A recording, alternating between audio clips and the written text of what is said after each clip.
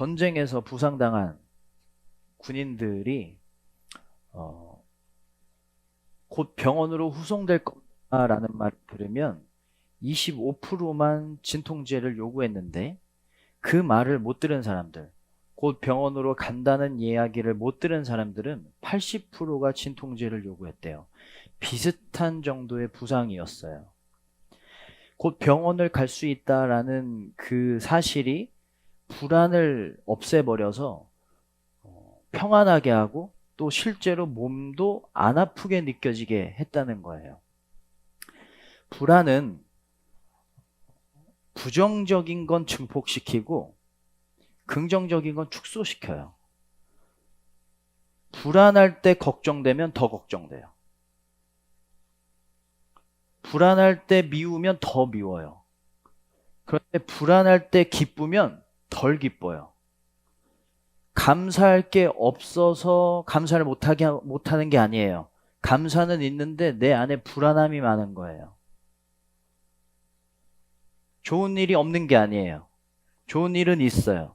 그런데 내 안에 불안함이 너무나 많은 거죠. 축구 승부차기에서 평균 성공률이 70% 정도 된대요. 그런데 내가 골을 넣어서 이기는 상황이면 성공률이 90%까지 올라가는데, 내가 못 넣어서 지는 상황이면 40%로 떨어진대요.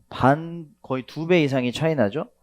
불안함 때문에 준비했던 걸 제대로 못한 적이 우리 많을 겁니다. 불안해서 내 실력이 제대로 발휘되지 않을 때가 많은 거예요. 잘해야 되는데, 잘 되어야 되는데 긴장되고 걱정되고 불안하면 준비한 걸 잘 못하게 되고, 불안하면 실력을 제대로 발휘하지 못해요. 그래서 인간은 이 불안함을 되게 싫어한대요. 우리 뇌에는 이 불안함만 컨트롤하는 그 기관도 있어요. 편도체라고 불안을 컨트롤하는 부분이 있어요. 흰 도화지에 그림을 그려야 색이 어떤 색을 칠해도 선명한데, 이 불안이라는 건 흰 도화지를 검정 도화지로 바꿔버려요. 그래서 내가 아무리 내 실력을, 물감이라는 실력을 이렇게 드러내도 제대로 보이지가 않게 해요. 불안 때문에. 그래서 아무리 준비를 많이 해도, 아무리 능력이 많아도 이 불안함을 제대로 관리하는 거, 불안함을 제대로 다스리는 게 더 중요하다는 거죠. 그러면 불안은 왜 오는가? 불안은 불확실함 때문에 옵니다. 얼마나 내가 당할 고난이 큰지를 몰라서, 앞으로의 일이 어떻게 될지 예측이 안 돼서, 내가 얼마나 잘할 수 있는지 알지를 못하니까 불안해요. 불확실함 때문에. 그래서 하나님은 우리에게 나는 확실하다라고 늘 말씀하세요. 내가 너에게 은혜 주는 일은 확실하다. 나는 너를 확실하게 사랑한다. 나는 너를 위해서 죽을 만큼 그 죽음으로 너에 대한 사랑을 확증했다. 나의 인도하심의 선함은 정말 확실하다. 늘 우리에게, 불안할 수밖에 없는 우리에게 그렇게 말씀하세요. 폭풍을 만난 제자들이 불안했어요. 근데 예수님이 무리를 걸어옵니다. 근데 예수님이 누군지 제대로 파악이 안 되는 거예요. 불확실한 거예요. 유령이다 라고 말했어요. 누군지를 불확실하게 알고 있는 거예요. 그때 예수님이 뭐라고 얘기하면 정말 확실하게 나다. 나야. 너희를 구하러 온 예수다. 확실하게 알려주세요. 예수님이 죽으시니까 자신들의 현실과 미래가 불확실해진 제자들은 또 불안해졌어요. 예수님이 없으니까. 그때 예수님이 나타나셔서 예수님의 부활하심을 몸으로, 목소리로, 만지게 하심으로 또 확실하게 알게 하셨어요. 그랬더니 그들에게 평안이 찾아왔죠. 예수님이 부활하시고 제자들에게 가장 처음에 하신 말, 샬롬, 평안해라. 이제 불안해하지 않아도 된다. 확실하다. 내가 확실하게 부활했다. 나는 너와 늘 확실하게 함께하고 있다. 네가 불 가운데 지날 때 내가 확실하게 옆에 있다. 내가 함께하고 있다. 늘 우리에게 그 확실함을 우리에게 말씀하고 계세요. 그래서 불안을 없애는 방법은 뭐냐면, 확실히 뭔가를 예측하고 확실히 뭔가를 아는 게 아니라 하나님의 확실하게 함께 하심을 나도 확실하게 믿는 거예요. 불안할 땐 하나님을 생각하면 됩니다. 결과를 알 수 없다고 해도, 미래를 볼 수 없다고 해도 하나님이 함께 하심의 그 자체가 근거가 돼서 불안하지 않게 해요. 몰라도, 불확실해도, 예측 불가능해도 하나님을 확실히 신뢰하는 것, 더 하나님을 의지하고 사랑하고 더 기도하는 것, 더 거룩해지는 것, 날 사랑하심, 내 목자이심, 내 아버지이심을 더 확실하게 믿을수록, 더 하나님 말씀대로 살아갈수록 평안해지고 더 잘하게 된다는 거죠. 내가 길을 걷는데 누가 만약에 뒤통수를 쳐서 뒤를 돌아봤는데 친구인 줄 알았어요, 죄송해요 라고 말하면 위로가 돼요? 덜 받잖아. 근데 뒤통수를 치고 죄송해요, 친구인 줄 알았어요 라는 말과 함께 10만 원을 줘. 오히려 좋아. 아니, 내 이상형이야. 너 오히려 좋아. 내가 받은 고통보다 보상이 커야만 위로가 돼요. 이 불안이라는 건 배고픔이랑 똑같아요. 우리가 배고플 때 만약에 90만큼 배고프면 70, 80까지 먹으면 만족이 안 되잖아. 100은 먹어야 내가 배고픔이 없어졌다라고 생각하죠. 나의 어떤 결핍보다 보상이 더 커야 돼요. 불안이 사라지려면 그 불안보다 보상이 더 커야 우리가 평안해질 수가 있어요. 위로가 될 수가 있어요. 시편 42편 5절 보면 어찌하여 내 속에서 불안해하는가? 불안한 상황이래요. 그런데 너는 하나님께 소망을 두라. 그가 나타나 도우심으로 말미암아 내가 여전히 찬송하리로다. 지금 불안한 상황인데 불안해하지 않아도 된대. 왜냐하면 하나님의 도우심이 그 불안함보다 더 크기 때문에, 그게 소망이 돼서 이 불안이 평안이 되고 평안이 찬송까지 될 수 있다. 불안의 크기보다 하나님의 함께 하심의 그 확실함이 더 크다라는 고백과 함께, 그래서 불안해하지 않아도 된다, 하나님이 확실하게 도우실 것이다 라는 것을 우리가 확실하게 믿을수록 평안해질 수밖에 없다는 겁니다. 그런데 불안은 우리가 준비한 것들을 제대로 발휘하지 못하게 하고 내 능력을 제대로 발휘하지 못하게 하는데, 반대로 불안이 우리를 더 잘하게 할 때가 있어요. 예를 들어서 내일 시험이에요. 근데 전혀 불안하지 않으면 어떻게 될까요? 공부를 안 하겠죠. 불안해야 공부를 더 열심히 하게 되겠죠. 최선을 다할 수밖에 없어요. 그래서 내가 좋은 퍼포먼스를 낼 수밖에 없어요. 최선을 다하게 하니까 좋은 성적이 나오게 할 거예요. 지금 실력보다. 지금보다 더 잘하게 하고 좋은 결과를 내게 해요. 불안해야. 근데 불안이 있으면 우리 실력을 깎아버리니까, 불안이 없으면 또 우리 실력이 제대로 발휘가 되는 거죠. 이렇게 불안에는 두 가지 얼굴이 있어요. 날 잘하게도 하고 못하게도 하고. 여러분, 언제 월드컵이었지? 우리나라가 독일이랑 같이 게임한 적 있죠. 마지막 16강 들어가기 전에. 그거 해서 손흥민이 단독 드리블 종료 직전에 골 넣어가지고 16강 들어간 거 알죠? 독일은 아마 우리나라 보면서 어떻게 생각했을까? 한국 정도면 우리가 확실하게 이긴다라고 생각했을 거예요. 근데 우린 어땠을까요? 독일? 질 수도 있어. 불안해. 라는 생각을 했을 거예요. 우리는 아마 최선을 다했을 겁니다. 우리나라 선수들을 보면. 어느 경기보다, 그 전 경기보다 최선을 다하는 게 보였어요. 독일은 대신에 한국 정도면 우리가 확실하게 이기지 라고 불안함이 없었겠죠. 우리는 승리가 불확실했기 때문에, 그 불안함 때문에 전 경기보다 더 열심히 했고 세계 1위 독일을 이겼어요. 아시아에서 유일하게 독일을 이긴 나라가 됐고 16강에 들어갔습니다. 이 불안함이 집중력과 능력을 더 높여줬어요. 자, 불안이 너무 없으면 아무것도 안 하게 됩니다. 그런데 불안이 너무 많으면 아무것도 못하게 해요. 불안만 있는 것도, 불안이 없는 것도 불안한 일이에요. 그래서 적당한 불안이 필요해요.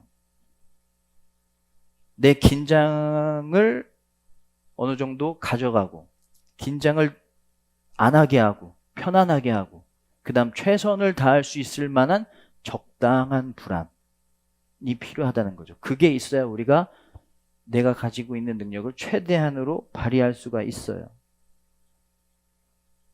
우리나라가 아마 독일 전에서 그거보다 더 불안했다면 못했을 거예요. 적당한 불안이 있으니까 최고의 모습을 보여줬겠죠.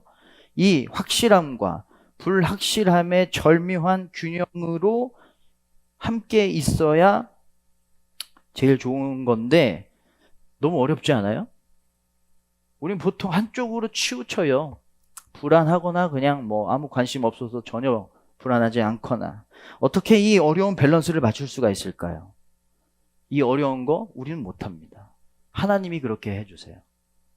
오늘 말씀에 22절을 보면 보라 이제 나는 성령에 매여 예루살렘으로 가는데 거기서 무슨 일을 당할는지 알지 못하노라. 바울은 늘 하나님의 이끄심대로 살았어요. 하나님이 가장 맞는 길로 인도하신다는 걸 믿었기 때문이고 하나님은 정말 실제로 바울에게 가장 맞는 길로 인도하셨어요. 심지어 23절 보면 오직 성령이 각 성에서 내게 증언하여 결박과 환난이 나를 기다린다 하시니 예루살렘으로 가면 잡혀서 고난당한다고 하셨는데 그것조차도 나는 성령에 매여서 가는 거다. 그 인도하심도 성령의 인도하심이다. 난 그 인도하심이 선하다고 믿는다. 확실하게 선한 인도함이다 라고 믿었기 때문에 나는 예루살렘으로 갈 거다. 그게 선한 인도하심이라고 믿지 않았다면, 그게 선한 인도하심이 아니었다면 가지 않았겠죠. 근데 간대요. 확실했던 거예요. 하나님의 인도하심이 확실했던 거예요. 그러면 그 확실함이 바울을 평안하게 해줬을 거예요. 그런데 거기에서 어떤 일을 당할는지는 모른대요. 나는 성령에 매여 예루살렘으로 가는데 거기서 무슨 일을 당할는지는 알지 못한다. 내가 지금 예루살렘으로 가는 건 인도하심이라는 확실함 때문에 가는데 불확실함이 하나 있던 거예요. 바울에게 무슨 일을 당할지는 모른다. 전도서 7장 14절을 볼까요? 사람이 그의 장래일을 능히 헤아려 알지 못하게 하셨느니라. 하나님은 우리를 가장 선한 뜻으로 날 다스리실 거라고 약속하셨지만 그게 언제 어떻게 이루어질지는 알지 못하게 하셨대요. 결과가 선할 거라는 것은 확실한데 그 결과가 언제 어떻게 이루어질지 모른다라는 불확실함의 균형을 우리에게 맞춰주세요. 그래서 하나님을 진짜 잘 믿는 사람은 정말 확실한 에서 주는 평안과 그것을 알지 못한다. 그래서 하나님한테 맡겼다라는 불확실함에서 오는 그 적당한 불안함을 늘 가지고 있어요. 그래서 하나님 안에 살면 내가 최고의 모습을 보여줄 수가 있어요. 확실한 인도하심 안에서 평안을 누리면서 동시에 언제 이루어질지 모르니까 우리는 늘 준비된 상태가 되어야 된다는 생각을 할 수가 있거든요. 그래서 늘 최선을 다하게 됩니다. 예수님의 비유 중에서 결혼식 때 신랑이 오는 걸 기다리고 그 신랑을 환영하는 역할을 하는 사람들이 10명 있었어요. 신랑이 언제 올지 모르니까 등불을 들고 있는데 5명은 기름도 같이 준비했어요. 근데 5명은 기름을 준비하지 않았어요. 신랑이 언제 올지 모르는데 등불이 꺼져버립니다. 그래서 기름을 구하러 갔어요. 그 사이에 신랑이 왔고 혼인잔치집의 문이 닫혀서 그들은 잔치에 참여하지 못했어요. 늘 준비되어 있어야 돼요. 언제 하나님의 때가 올지 모르니까, 우리에게 예비하신 그때가 언제 이루어질지 모르니까 우리는 최선을 다하면서 준비된 상태가 되기 위해서 노력을 해야 한다라는 거죠. 준비가 덜 돼서 우리의 믿음과 우리의 마음과 우리의 모습이 준비가 덜 돼서 하나님이 주신 기회를 놓치지 않을 수 있도록 늘 최선을 다하고 있어야만 한다는 거예요. 이게 적당한 불안, 언제 올지 모른다, 언제 이루어질지 모른다라는 그 불확실함이 우리에게 주는 은혜라는 거예요. 바울은 이렇게 확실함과 불확실함이 최고의 밸런스인 상태가 됐어요. 그랬더니 24절 볼까요? 내가 달려갈 길과 주 예수께 받은 사명 곧 하나님의 은혜의 복음을 증언하는 일을 마치려 하면은 나의 생명조차 조금도 귀한 것으로 여기지 아니하노라. 하나님께 받은 사명을 다하는 것에 생명을 바치는 것, 생명도 아끼지 않는 만큼 내 모든 걸 다 하겠다. 바울의 최대치가 나오고 있어요. 이 확실함과 불확실함의 정확한 밸런스 안에서 적당한 불안을 누렸더니 바울은 지금 자기에게 맡겨진 일에서 최대치를 발휘하고 있어요. 바울이 할 수 있는 최고의 모습을 보여주고 있어요. 바울은요, 예루살렘에 가서 죽을 수도 있다고 생각했어요. 거기에서 환난을 당해서 내가 죽을 수도 있다.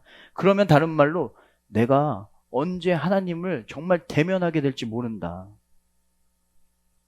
언제 내가 죽을지 모르니까 하나님 만날 수도 있다. 그래서 난 늘 최선을 다해야 된다. 나는 늘 전력으로 하나님 사명을 전하는 일에 최선을 다할 수밖에 없다. 하나님은 확실함과 불확실함의 최고의 균형으로 적당한 평안과 적당한 불안을 동시에 주셨고 바울의 최대치를 끌어올리셨어요. 그리고 그렇게 최선을 다하는 바울을 통해서 하나님은 일하셨어요.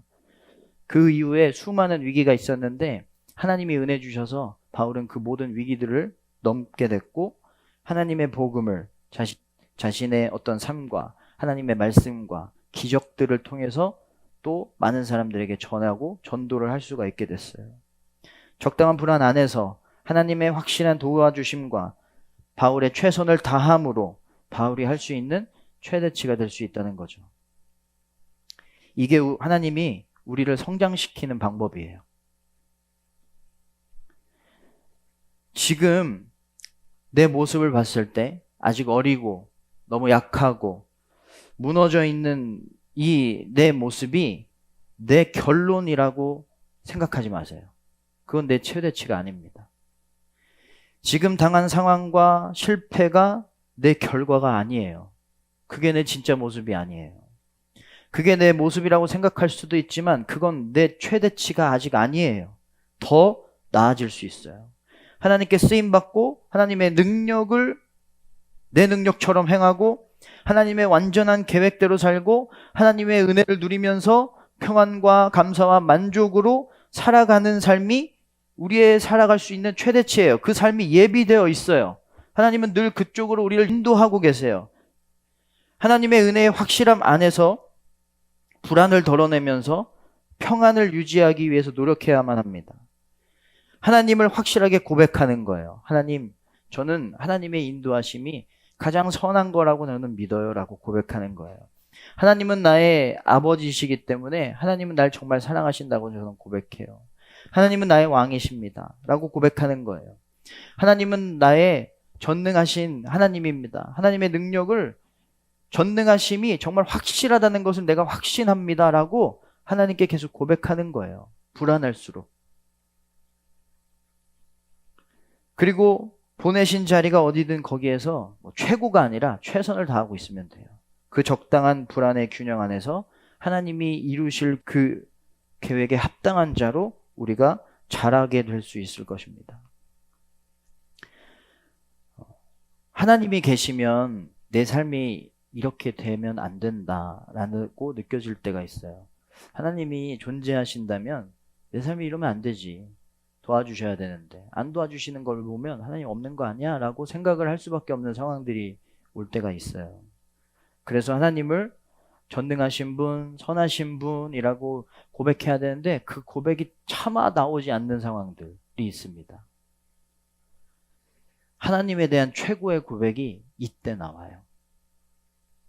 왜냐하면 최고의 고백은요, 하나님이 없는 것 같은 때에도 하나님이 있다고 고백하는 게 최고의 고백이거든요. 안 좋은 상황인데 이때 하나님이 있다라고 말하는 게 바보 같은 상황인 것 같은데 그 상황 안에서 하나님 살아계십니다라고 말할 때 그 고백이 최고의 고백이거든요. 그런 상황에서 하나님은 있습니다라고 고백하면, 하나님이 내 옆에 계십니다라고 고백하면 하나님이 내 옆에 있어야 일어날 수 있는 일들이 일어나요. 그게 최고의 고백이니까. 그런데 그 고백을 하기가 어렵다는 게 문제죠. 그렇게 확실한 고백을 하려면 불확실한 고백을 하면 돼요. 무슨 말이냐면, 믿음은 다 믿어지지 않아도 믿어보려고 하면 믿어져요. 이게 믿음의 특징이에요. 저 사람을 사랑해야지 1부터 100까지. 그게 아니라 그럴 수 없을 것 같아서 우리는 사랑하는 것도 포기하잖아요. 처음부터. 저 사람을 한번 사랑을 해보려고 해볼까? 이해를 한번 해보려고 해볼까? 그러면 사랑하게 되는 힘을 주시는 게 믿음의 원리예요. 늘 감사하라고 하잖아요. 그럼 감사를 1부터 100까지 다 해야 감사하는 믿음인 것 같은데, 감사를 한번 해볼까 하면 하나님이 감사할 거리들을 찾게 해주세요. 은혜를 주셔서. 그게 믿음의 특징이에요. 믿음은요, 믿어보려 하는 것도 믿음이에요. 나머지는 하나님이 믿게 해주시니까. 믿을 수밖에 없는 은혜를 엄청나게 주셔서 믿게 해주세요. 하나님은 우리가 믿는 것을 가장 사랑하시거든요. 그래서 믿게 하시려고 은혜를 그 어떤 은혜보다 한없이 주세요. 그래서 불확실한 고백이 확실한 고백이 되게 하세요. 하나님이 다 믿어지지 않을 때가 있어요. 내 믿음이 별로 뜨겁지도 않고 튼튼하지 않은 것 같을 때도 있어요. 그럼에도 믿어보려고 하는 거예요. 그렇게 고백하려고 한번 해보는 거예요. 그러면 하나님이 그 고백이 확실해질 수밖에 없는 은혜를 부어주세요. 모세가 하나님 처음 만났을 때 모세는 하나님을 100% 확신했을까요? 안 그랬어요. 기드온도요, 하나님 처음 만났을 때 하나님을 확실하게 믿지 못했어요. 그래서 하나님 뭘 하셨냐면 믿게 하시려고 하나님만 하실 수 있는 기적을 보여주셨어요. 그리고 믿게 하셨어요. 그리고 모세가 최고의 퍼포먼스를 내게 하셨죠. 40년 동안 광야를 이기게 하셨어요. 광야를 건너게 하셨어요. 기드온은 300명으로 13만 2천 명의 미디안 군사를 이기게 하셨어요. 최대치를 내게 하셨어요.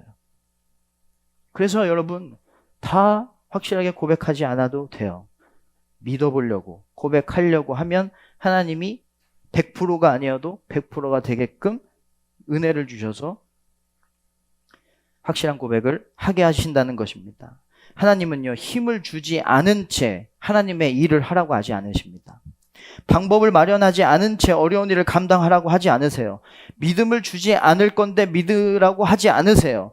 은혜가 없는데 순종하라고 절대 하지 않으세요. 길을 만들지 않았는데 가라고 하지 않으시고요. 능력을 주지 않을 건데 하나님을 전능하신 분이라고 고백하라고 말씀하지 않으세요. 하나님은 나약한 나도 모든 것을 할 수 있는 불가능이 없는 자녀로 만들어주세요. 그게 내가 될 수 있는 최대치예요. 그래서 하나님 옆에 있으면 하나님이 은혜를 주시고 능력을 주시고 길을 보여주셔서 하나님 옆에 있으면 하나님과 함께하면 하나님을 고백하려고 하면 하나님이 나를 가장 좋은 모습으로 만들어주신다는 거죠. 여러분, 인간의 연약함은 어떠냐면 안 좋은 일이 일어나고 불안한 일이 생기면 하나님을 고백하는 게 아니라 하나님을 아버지로 고백하는 게 아니라 하나님을 떠나는 게 우리의 보통의 모습이잖아요.